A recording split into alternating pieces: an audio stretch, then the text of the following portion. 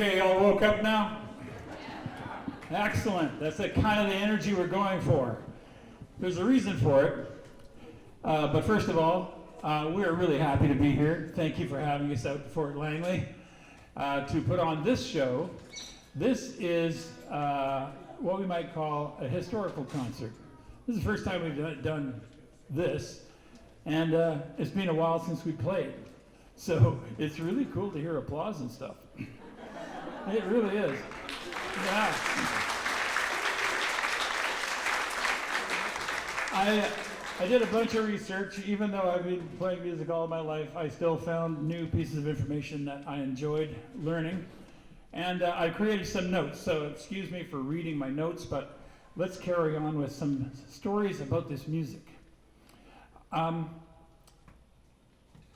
We're here to honor the 90th anniversary of the Fort Langley Community Hall with a historic look at the music from the times it was designed, the hall that is, built and put into service as a cultural centerpiece for historic Fort Langley.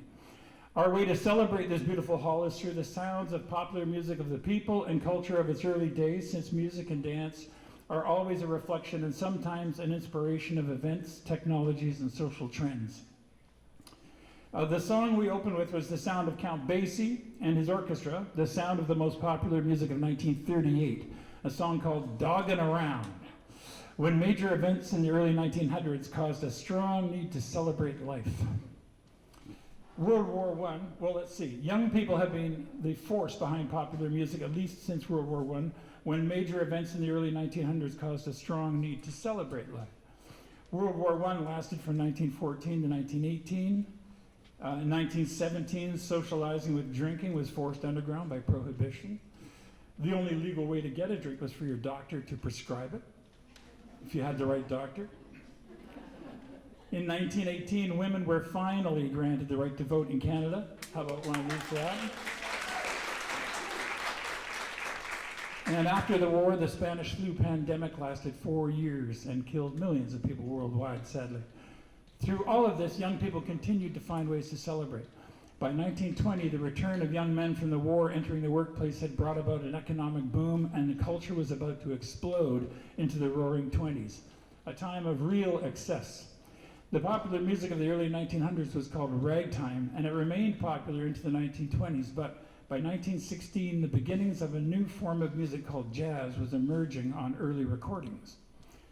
During Prohibition, in cities across North America, underground social clubs called speakeasies opened to serve alcohol illegally. To draw customers, they all featured bands to play the popular dance numbers of the day, so speakeasies became the place where young men and women could socialize and burn off pent-up energy.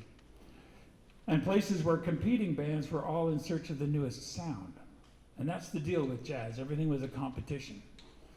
By the day Prohibition ended in BC in 1921, the new energetic music had already inspired new energetic dances, and the jazz age was on, but now above ground in legal establishments. Through the 1920s, people danced much more vigorously with more physical contact and closeness than before, with dances like the black bottom, the foxtrot, the shimmy, and the Argentinian tango. This new culture changed many aspects of life through fashion, art, literature, music, movies, and new technologies like flight and x-rays. In 1924, the Fort Langley Women's Institute formed the Fort Langley Community Improvement Society, who launched their first project that same year to purchase the old Fort Langley Community Hall. They worked hard to raise enough money to buy the insufficient old hall. They eventually paid the value of all the back taxes owed, $137.13. No, we can't transport back in time. Sorry. Through the late 1920s, more money was raised, and the new hall was planned and designed to host all types of social occasions, to be at the center of the Fort Langley community and its celebrations. Here are two of the biggest selling songs of the early 20s. It Had to Be You, written and recorded by Isham Jones, and Somebody Stole My Gal, a popular song from 1918, written by Leo Wood, but bandleader Ted Weems had a 5-week run as the #1 song with this version. This was the sound of 1924. 1, 2, 3, 4.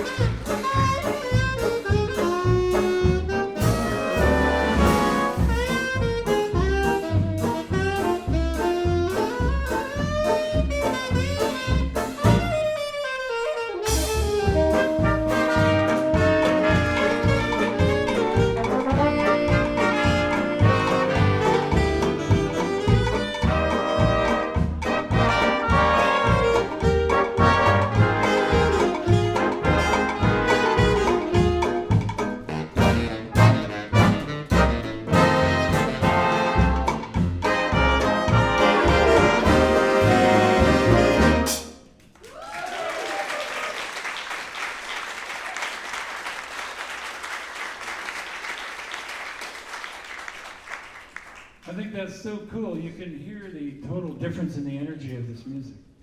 And it makes you sort of feel like you're back in the 20s. And that's actually written into the charts. So it's really enjoyable for me just to stand here and listen to it. Young people who had been born around 1900, who had been contained by Victorian standards and global circumstances until their early 20s, were eager to let off some steam, and they found what would be called the jazz era, the roaring 20s. They went nuts. Remember, there were no cell phones, no TV, no computers, no apps. The first commercial broadcast for radio didn't happen until 1920, and that would only have been received on crystal radio sets. AM radio reception and programming didn't become widespread until the late 1920s with the invention of vacuum tubes. They did have 78 record players and pianos, so people who wanted to play hit songs would hear them and then buy the sheet music. There were so many people playing piano that hit songs were graded by sheet music sales. For non-piano players, though, the music was for dancing and socializing. The new dance in 1924 was the Charleston. This is the Paul Whiteman version of 1925.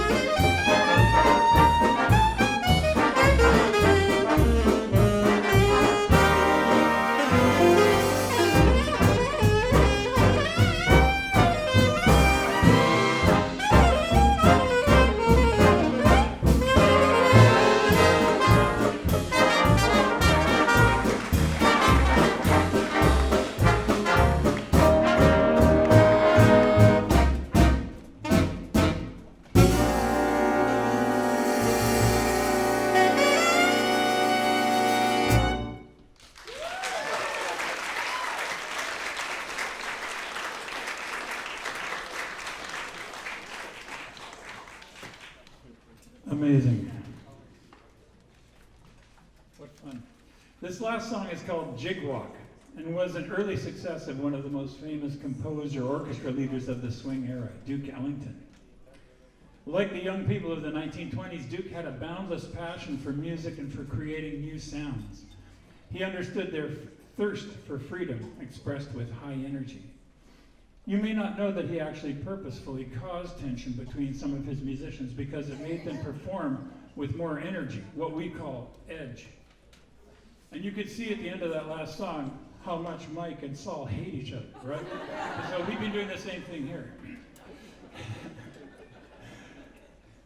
Duke Ellington had a 3-year residency at the famous Cotton Club in Harlem, and with members of his band, like trumpeter Bubber Miley, was changing the sound of popular music and the dances that went with it.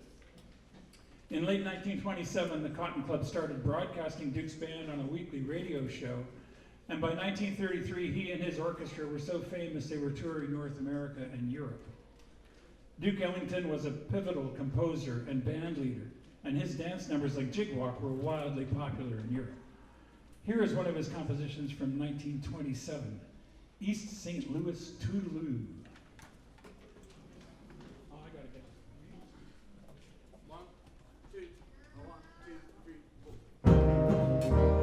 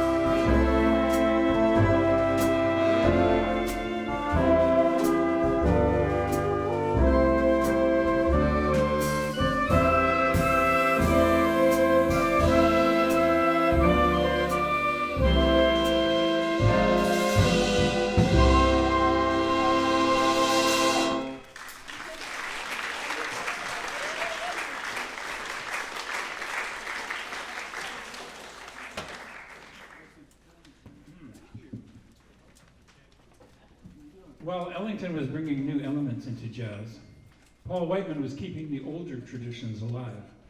In his autobiography, Duke Ellington said, "Paul Whiteman was known as the king of jazz, and no one as yet has come near carrying that title with more certainty and dignity." Whiteman often orchestrated ballads that typically featured singers and had trio sections like in our last number, Old Man River, originally recorded with Paul Robeson on vocals. And Paul Robeson actually performed at the old auditorium at UBC in 1948. I was not there. But my dad was there, and he said, and he filled the room with his voice with no microphone. It was an impressive performance. Meanwhile, in 1929, African-American bands like McKinney's Cotton Pickers were playing hot jazz that would bring about another evolution in dancing, the Lindy Hop. Here's I Found a New Baby.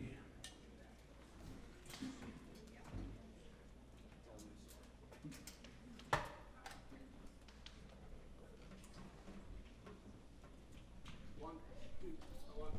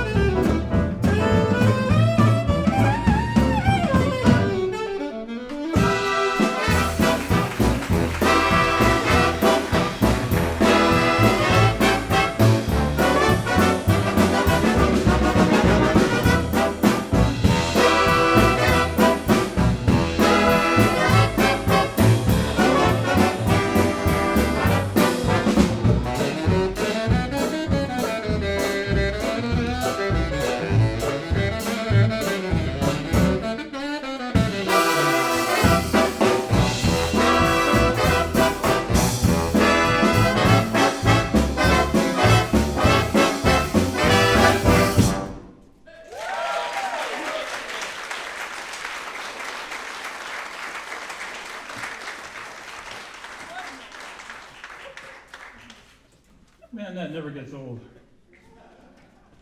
You know, if it weren't for his microphone being set so high, Tim Sars would never stand up. But stand up again, Tim, if people would like to applaud your singing.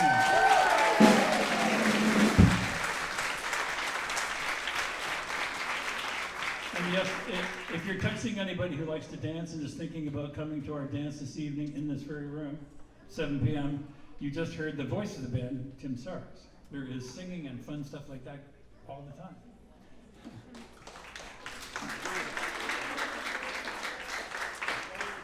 You can hear the energy of this music, even though this was the year of the stock market crash that started a decade-long worldwide economic depression complicated by a global drought. Again, people had to hunker down, had to learn to survive on less of everything. But they now had radios, and listening to your favorite music was free if you had a radio and some electricity. The following year, 1930, construction on the Fort Langley Community Hall finally began, and by March 6th of 1931, it was complete. Young people, now people born during or just after World War I, a post-war boom generation, needed to bust out. And by 1934, they were dancing to the new swing music, probably at some of the parties at this new hall. Our next song was written in 1933, and the version we play is Chick Webb's version from 1934. It was written in honor of a dance hall in Harlem, New York that was called the finest ballroom in the world. For years, Chick Webb would host big band cutting sessions there, where two bands on stages at opposite ends of the hall would alternately play 2 or 3 songs at a time in competition to see which band the patrons would cheer loudest for. Sounds like we have somebody ready to cheer. Noise is good, noise is good. Keep it going. Because you might play baritone sax one day and sing in a band. Here's, everybody knows this one, Stompin' at the Savoy. 1, 2, 1, 2, 3, 4.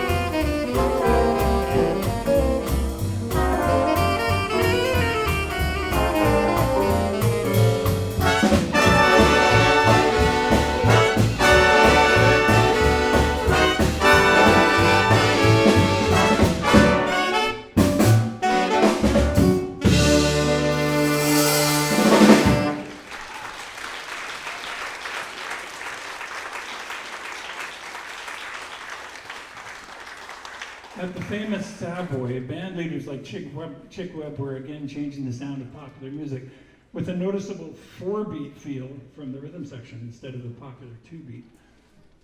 2-beat you would remember from the 20s, boom, boom, boom, boom. 4-beat is boom, boom, doom, doom, doom, doom, doom, like that.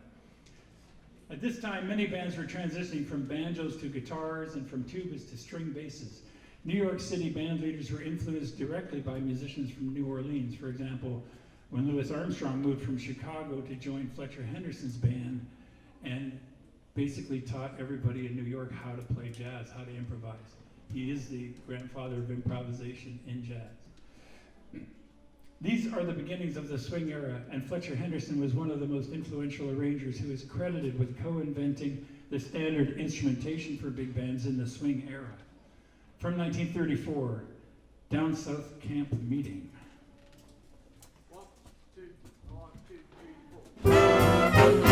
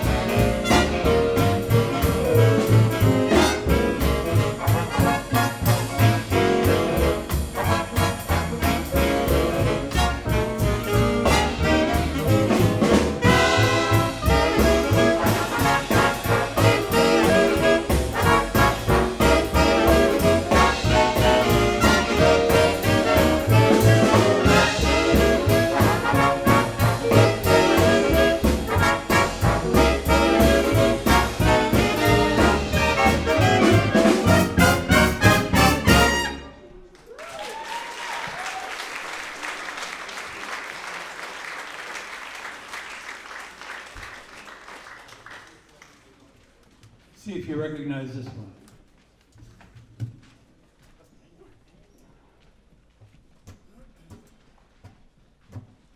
1, 2, 1, 2, 3.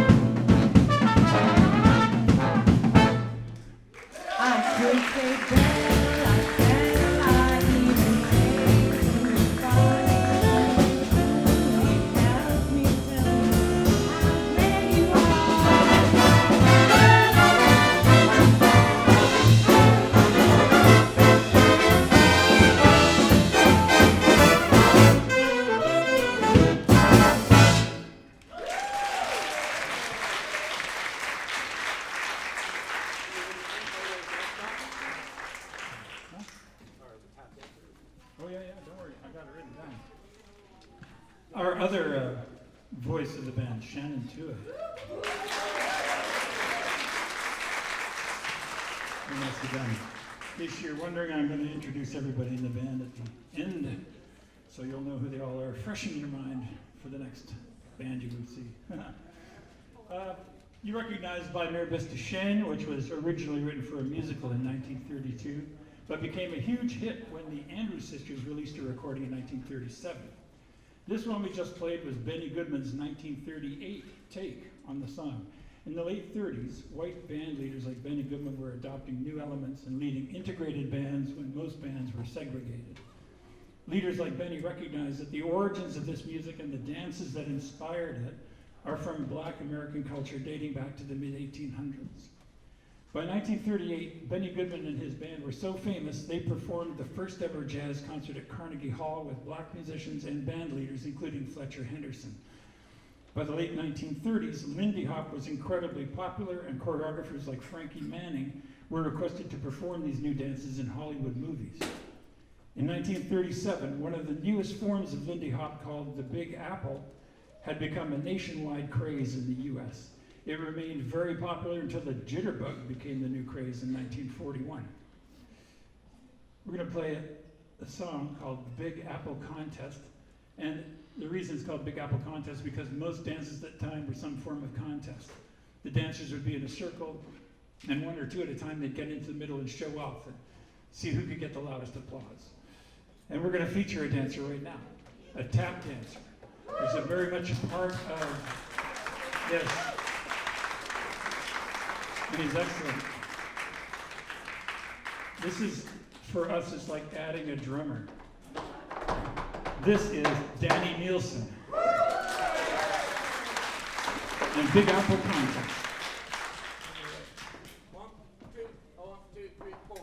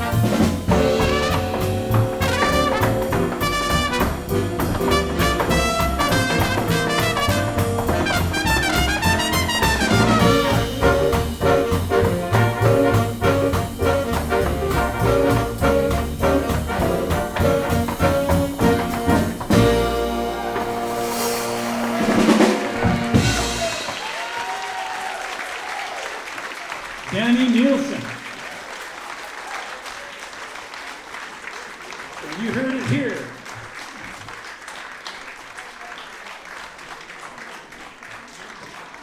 We would very much like to thank the Fort Langley Jazz Festival and Dave Quinn for having us perform at this celebration. We really appreciate the opportunity to celebrate with you. We hope you feel inspired to dance and that you'll join us this evening at 7 p.m. This is the Rudcutters Orchestra from Vancouver. On saxophones, we have Ben Lockwood, Mike Braverman, Saul Wilson, Ardeshir Purkaramati, and Tim Sars. On trombones, we have Jim Hobson, Robin McClulich, Andrea Norman. On trumpets, we have Al Gerlich, Eric Engholm, and Ashley Ashrafian. In the rhythm section, we have Michael Wagler on the bass, Gary Masato on the drums, Shannon Tui on the keyboards and vocals. My name is Jamie Coyle. I'm on microphone and I talk a lot. That's how I passed the test for this job here. Our arranger, conductor, artistic director, mastermind, and our spiritual guide to the music of the 1920s and 1930s, who writes all these arrangements, chooses the songs, and manages the booking of all the musicians. There are another 20 musicians who play in this band. This whole project is the child of Michael Coury.